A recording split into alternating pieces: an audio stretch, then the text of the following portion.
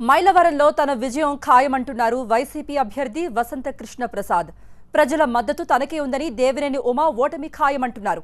మరోవైపు ప్రత్యేక హోదాపై యూటర్న్ తీసుకుంది టీడీపీ మాత్రమే అంటున్నారు వసంత కృష్ణ ప్రసాద్.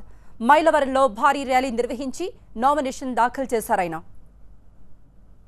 100% ప్రజాబలంతో నేను గెలవబోతా ఉన్నాను. దానికి ఉదాహరణ ఇది. ఖచ్చితంగా జగన్మోహన్ రెడ్డి గారు ముఖ్యమంత్రి కాబోతా ఉన్నారు ఈ రాష్ట్రానికి. నేను మైలవరం నియోజకవర్గం నుంచి వైఎస్ఆర్సీపీ జెండా ఎగరైపోతా ఉన్నాను. నేను ఇంతవరకు ఏ నాడు ప్రజాప్రతినిధిగా ఎన్నిక కావాలా, ఏ రోజు నేను ఏ ప్రభుత్వ పదవి చేపట్ల. అతను 20 సంవత్సరాల నుంచి ఎమ్మెల్యేగా ఉండి ఇప్పుడు మళ్ళీ 5వ సారి నామినేషన్ వేస్తా ఉన్నాడు. నేను వ్యాపార జీవితంలో ఉన్నా.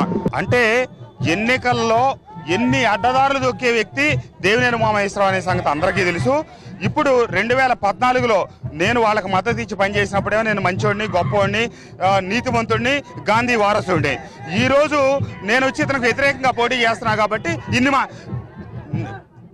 నిఖార్సైనటువంటి సమకాలీన రాజకీయాల్లో పనికి మాలిన చెత్త వ్యాఖ్యలు చేయడానికి సిద్ధహస్తుడు దేవినేని ఉమామహేశ్వరరావు.